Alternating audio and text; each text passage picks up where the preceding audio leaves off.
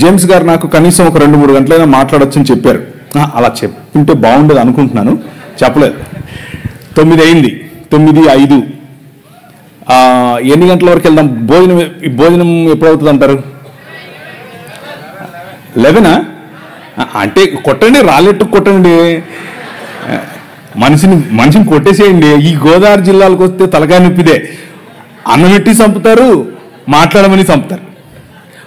నిన్నైతే రాత్రి 10 ఒక చోటుకి వెళ్ళాను. వాళ్ళు 9:30-10 గంటలకు వచ్చారు అందరూ. నేను 9:30-10 గంటలకు అంటున్నాను, వాళ్ళు వచ్చారప్పుడు బయలుపెట్టుకుని మెల్లిగా వచ్చారు. 12 గంటల వరకు మీటింగ్. ఇక ఇంతే అయిపోతాను నేను. సో అలా కాదు, కానీ ఓ పని చేద్దాం. మీలో ఎవరైనా సరే ఆవులిస్తూ నాకు కనిపిస్తే ఆపేస్తా. ఇది బాగుంది కదా? మీలో ఎవరైనా ఆవులిస్తూ నాకు కనిపిస్తే ఆపేస్తా. ఎందుకంటే అది ఇండికేషన్ అవ్వటం కదా, ఆలయ బాబు నీ సుత్తి చెప్పావు. రెండో టెస్ట్, ఎవరైనా వాచ్ చూస్తూ కనిపిస్తే నేను ఆపేస్తాను. ఆవులించిన ఆపేస్తాను, ఆ వాచ్ చూసిన ఆపేస్తాను. రెండిట్లో ఏది జరిగినా ఆపేస్తాను. సో అది జరగకుండా ఉండాలంటే మీ పక్కన వాళ్ళని జాగ్రత్త చూడండి. ఫస్ట్ అరే నువ్వు ఆవులించగా బాబు అని చెప్పండి. ఓకేనా? ఓకే. ఆవులింతలకు అర్థం ఏమిటి అని అంటే, ఇక చాలు మనం ఆపేసుకుందాం అని. ఇక ఈరోజు సాయంకాలం నేను మీ ముందు ఉంచాలనుకున్నటువంటి దేవుని వాక్యములో ఉన్నటువంటి కొన్ని విషయాలను మీతో మాట్లాడటానికి ప్రయత్నం చేస్తాను. భారతదేశాన్ని నిర్మించడానికి అనేక రకాలుగా చాలా సంవత్సరాలుగా, చాలా వేల సంవత్సరాలుగా ప్రజలు వచ్చారు. చాలా వేల సంవత్సరాలుగా భారతదేశాన్ని కొల్లగొట్టుకుపోయేవారే వచ్చారు. భారతదేశ నిర్మాణంలో ఎవరైనా ఉన్నారు అని అంటే ఎవరున్నారు అన్నటువంటి అంశాన్ని మనం ఈరోజు చూస్తాం. అయితే భారతదేశాన్ని కేవలం నిర్మించటం మాత్రమే కాదు, వివిధ సంస్కృతులు, వివిధ భాషలు, వివిధ ప్రాంతాలు, వివిధ రంగులున్నటువంటి చర్మాలు అన్నీ కలిసినటువంటి ఈ దేశాన్ని నిర్మించటానికి ఒక సమాజం ఎవరు ఎప్పుడు ఎలా కష్టపడ్డారు అన్న విషయాన్ని మీ ముందుంచే ప్రయత్నం చేస్తాను. దీనిని ఇండాలజీ అని కూడా పిలిచాం. అంటే భారతదేశాన్ని గురించినటువంటి అధ్యయనం అని. థియాలజీ అని అంటే దేవుని గురించిన అధ్యయనం. అలాగే బయాలజీ అంటే జీవమును గురించిన అధ్యయనం. అలాగే ఇండాలజీ అంటే ఇండియాను గురించిన అధ్యయనం. అంతే, సింపుల్, రైట్?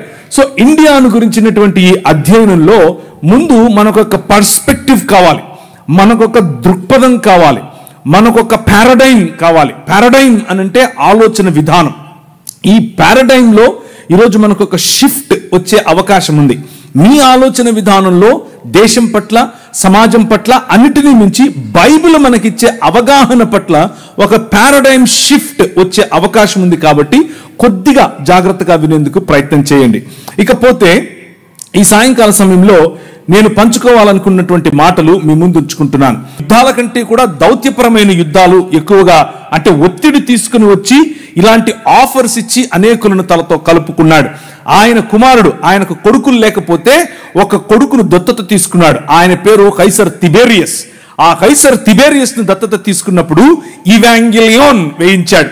ఇవాంజలిజం అని మనం మాట్లాడతామే, ఆ పదం అక్కడి నుంచే వచ్చింది. ఇవాంజెలియోన్ అంటే అర్థం ఏంటంటే డప్పు తీసుకుని మొత్తం ఊళ్ళన్నీ తిరిగి మనకు రాజు పుట్టాడు అని చెప్పటమే ఇవాంజెలియోన్ అంటే. మనకొక రాజు కలిగాడు అని చెప్పటం. మన రాజుకు కొడుకులు లేరు అని బాధపడ్డాం కదా, ఇదిగో మన రాజుకు కొడుకు పుట్టాడు అని చెప్పటం. అప్పటి నుంచి కైసర్ తిబేరియస్ తన కుమారుడు, తన తండ్రి అయినటువంటి కైసర్ అగస్తస్ చనిపోయిన తర్వాత తన విగ్రహాలు ఎక్కడ పడితే అక్కడ విగ్రహాలు పెట్టించి ఒక కొత్త కల్ట్ మొదలైంది. ఒక కొత్త కల్ట్, దాన్ని కైసర్ కల్ట్ అని పిలిచారు.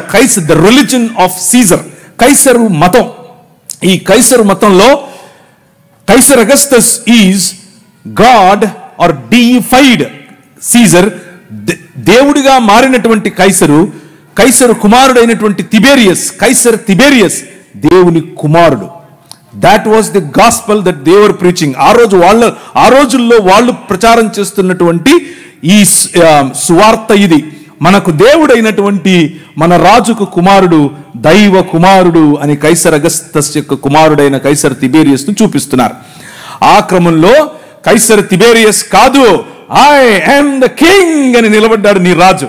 ఐ యామ్ ద కింగ్ అని నిలబడినప్పుడు వచ్చిన రాజును పట్టుకొని వచ్చి బట్టలు ఉడదీసి కొట్టి ఆయన నెత్తి మీద ముళ్ళ కిరీటం పెట్టి ఇప్పుడు నిలబెట్టారు. నిలబెడుతూ మాట్లాడుతూ ఉంటే పిలాతు మాట్లాడుతూ ఉన్నాడు. పిలాతు is the representative of this Graeco Roman empire. ఈ మహా సామ్రాజ్యానికి ప్రతినిధి పిలాతు. పిలాతు నిలబడుకుని మాట్లాడుతున్నాడు. ఇప్పుడు ప్రభు అయిన యేసు క్రీస్తుతో అడిగాడు, ఏమయ్యా యూదుల రాజుకు క్రీస్తువు నీవేనా? ఎస్, నువ్వన్నట్లే ఐ యామ్ ద కింగ్ అని చెప్పాడు. అవునా? నీకు విషయం తెలుసా? అయితే నా దగ్గర నిన్ను విడిచిపెట్టడానికి అధికారం ఉంది తెలుసా అని అన్నాడు. ఈయనన్నాడు, స్మైల్ కొట్టాడు, నీకు అర్థం కావట్లేదు, నేను వచ్చిందే ఈ రోజు కోసం, నేను వచ్చిందే మరణాన్ని చంపటం కోసం, నువ్వేంది నన్ను విడిచిపెట్టేది? నేను ఇస్తే తప్ప అధికారం నీకు లేదు, పైనుంచి ఇస్తే తప్ప అధికారం నీకు లేదు. నేను పైనుంచి దిగి వచ్చిన వాడను. సమస్త రాజ్యాలను ఒక్క రాజ్యంగా చేయటానికి, సమస్త రాజ్యాలపైన ఏలుబడి చేస్తున్న మరణాన్ని చంపటానికి వచ్చాను. ద కింగ్ ఈజ్ హియర్ అని చెప్పాడు.